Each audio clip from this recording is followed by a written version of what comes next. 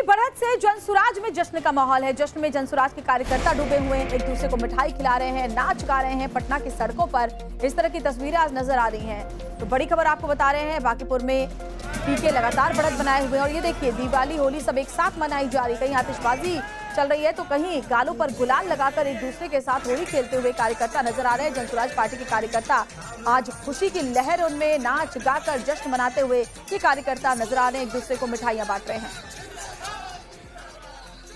और कुमार गौतम हमारे साथ, हमारे संवाददाता सीधे जुड़े हुए हैं। कुमार गौतम, जरा जानकारी दें, ताजा जो काउंटिंग हुई है उसमें कितनी बढ़त प्रशांत किशोर को मिली है? और देखिए 13,800 से अधिक मतों से जो है प्रशांत किशोर आगे हो चुके हैं। ये 24 राउंड का जो है ये डिक्लेरेशन है, अनाउंसमेंट अभी भी जारी है। और नीरज कुमार जो दूसरे नंबर पर हैं वो अभी भी दूसरे नंबर पे, आरजेडी जो है वो भी जो है तीसरे नंबर पे जो है वो तीसरे नंबर पे। देखिए प्रशांत किशोर कुछ देर पहले यहाँ पहुंचे हैं, अंदर वो काउंटिंग सेंटर के अंदर चले गए हैं, क्योंकि देखिए ये लगभग जीत तय मान ली गई है। और सुबह से जो कहा जा सकता है कि सुबह से जो तस्वीरें थी वो दिखा रही थी कि शायद ये परिणाम कुछ बदल सकता है, मगर जिस तरह से समय बीतते गया, जिस तरह से रुझान कंफर्म की तरफ जो बढ़ते चले गए, उससे ये साफ तस्वीर बदली। और प्रशांत किशोर अभी देखिए 31 राउंड की जो है वो काउंटिंग होनी है और उससे पहले प्रशांत किशोर 24 राउंड में पहुंच चुके हैं। यानी बहुत ही ज्यादा कॉन्फिडेंट उनके जो अंदर जो पोलिंग एजेंट बैठे हुए हैं वो तमाम चीजों को अपडेट उनके तरफ से भी जो उनको अपने पार्टी के जो कार्यकर्ताओं को किया जा रहा है उसके अनुसार प्रशांत किशोर विजय जुलूस लेकर यहाँ पे पहुंच चुके हैं। और ये देखिए तमाम जो लोगों की भीड़ है ये प्रशांत किशोर के समर्थक हैं। और जो बदलाव प्रशांत किशोर के समर्थक वो बात कह रहे थे, कुछ लोगों से भी मैं आपको बात करके सुनाता हूं कि उनकी क्या कुछ सोच है। क्योंकि जिस तरह से पटना में बांकीपुर में ये जो एक गढ़ जो बीजेपी का जो ये माना जाता था, जिस तरह से नितिन नवीन यहाँ पर विधायक रहे, मंत्री रहे, नितिन नवीन के पिताजी जो है नवीन कुमार सिन्हा जो जिस तरह से उनका यहाँ पर एक वर्चस्व रहा, लोगों ने उन्हें पसंद किया, बहुत ही बेहतर नेता के रूप में उन्हें माना जाता था। नितिन नवीन को बहुत ही लोगों से जुड़ा हुआ नेता माना जाता था। मगर प्रशांत किशोर ने कुछ लोगों से मैं बात कर देता हूं। आप प्रशांत किशोर के साथ यहां पहुंचे हुए। मैं नालंदा जो उनका प्रभारी रहा हूं और यहां सेंट्रल टीम में था। पिछले 25 दिनों तक हम लोगों ने कैंपेन किया। मैंने सबसे मुख्य चीज नोटिस किया इस 2400 वार्ड 422 बूथ में कि जनता बदलाव के मूड में है। जिस तरीके से विश्व की सबसे बड़ी पार्टी के नेता ने बोला था कि कुत्ते बिल्ली को भी टिकट दे देंगे तो चुनाव जीत करके आ जाएगा, उस हिसाब से जनता ने मन बना लिया था कि मैं बदलाव के मूड में जाऊंगा। और बदलाव कुमार गौतम नजर भी अब कम से कम रुझानों में तो कह सकते हैं कि नजर आया है। 35 साल के बाद भारतीय जनता पार्टी के लिए बड़ा झटका है। और भारतीय जनता पार्टी गौतम इसको आसानी से ले भी नहीं रही थी, हल्के में नहीं ले रही थी। जिस तरह से तमाम स्टार प्रचारक बीजेपी के लगातार प्रचार कर रहे थे, उन्हें भी ये बात समझ में आ रही थी कि प्रशांत किशोर जमीनी मुद्दे उठाकर जनता से लगातार जुड़ते हुए नजर आ रहे हैं।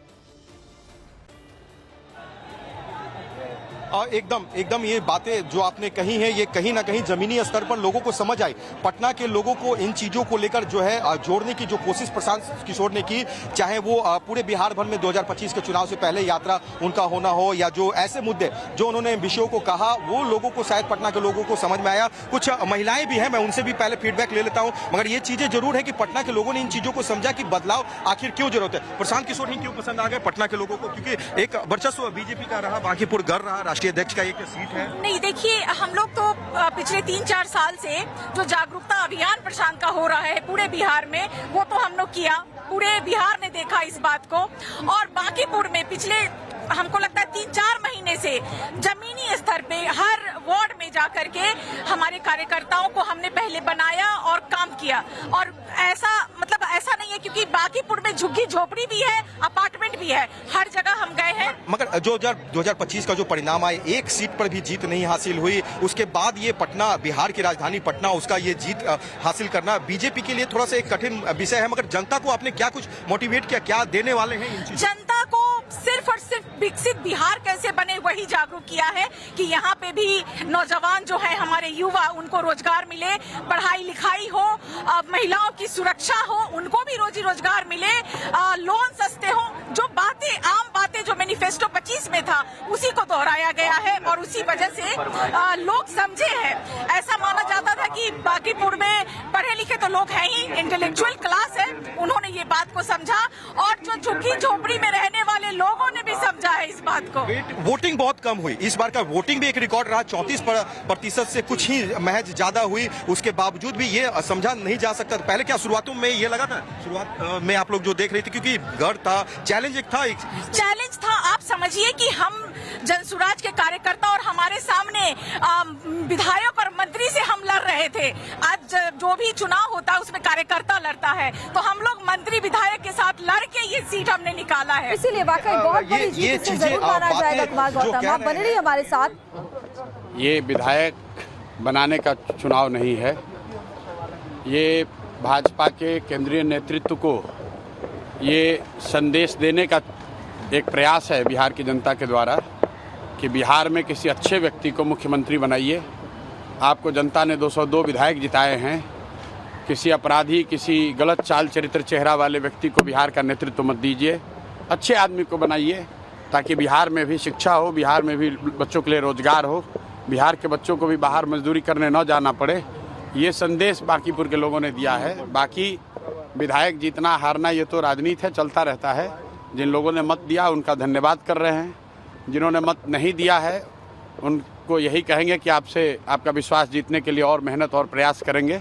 लेकिन महत्वपूर्ण बात यह है कि बिहार को अच्छा नेतृत्व मिलना चाहिए, बिहार सुधरना चाहिए और लोकसभा से पहले मोदी जी को, भाजपा को, अमित शाह जी को ये देखना चाहिए कि बिहार में कैसे बेहतरी हो, बिहार में बच्चों को रोजगार कैसे हो, पलायन कैसे बंद हो। एकमात्र यही उद्देश्य है। हम लोग को विधायक बन के ठेका पट्टा नहीं करना है, एक और एकमात्र उद्देश्य है, चाहते हैं कि बिहार में बेहतरी हो, बिहार में भी सिर्फ 5 किलो अनाज के नाम पर, जाति के नाम पर, धर्म के नाम पर वोट न मांगा जाए।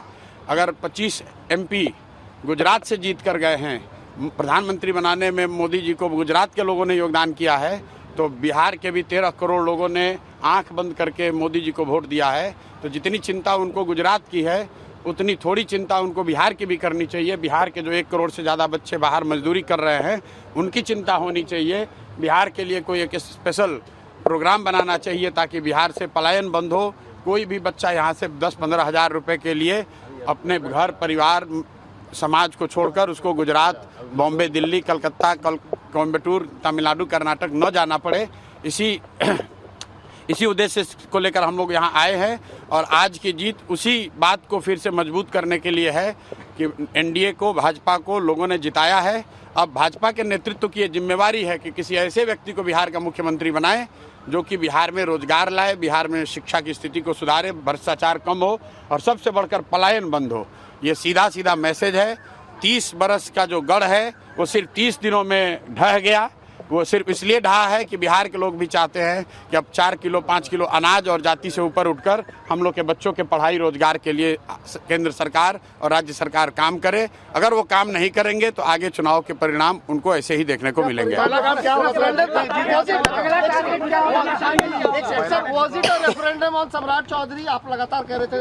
बिल्कुल, देखिए ऐसा है, लड़ाई व्यक्तिगत नहीं है। सम्राट चौधरी का जो चाल चरित्र चेहरा है वो पब्लिक डोमेन में है। अगर आप किसी अपराधी को बिहार का राजा मुख्यमंत्री बनाएंगे तो बिहार की तरक्की नहीं हो सकती है। तो हम लोग की लड़ाई किसी व्यक्ति से नहीं है।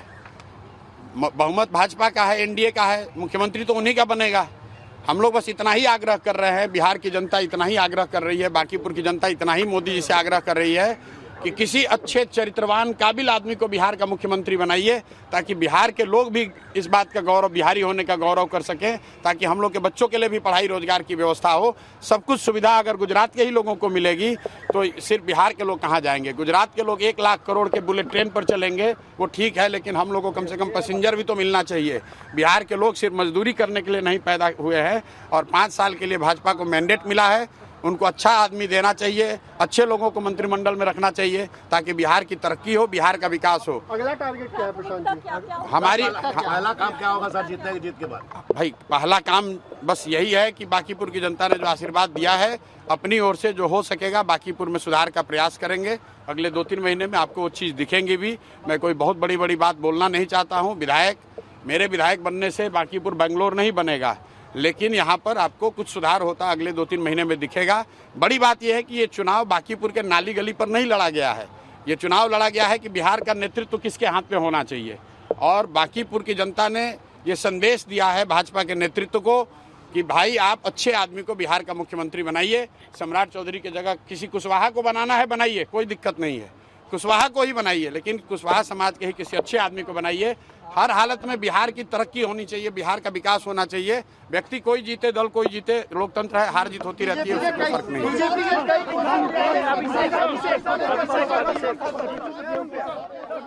तो प्रशांत किशोर को आप सुन रहे थे, उनका कहना था कि ये जीत विधायक बनने की नहीं बल्कि एक संदेश है भारतीय जनता पार्टी के लिए। उन्हें ये समझना होगा कि अब बिहार की जनता बदलाव चाह रही है।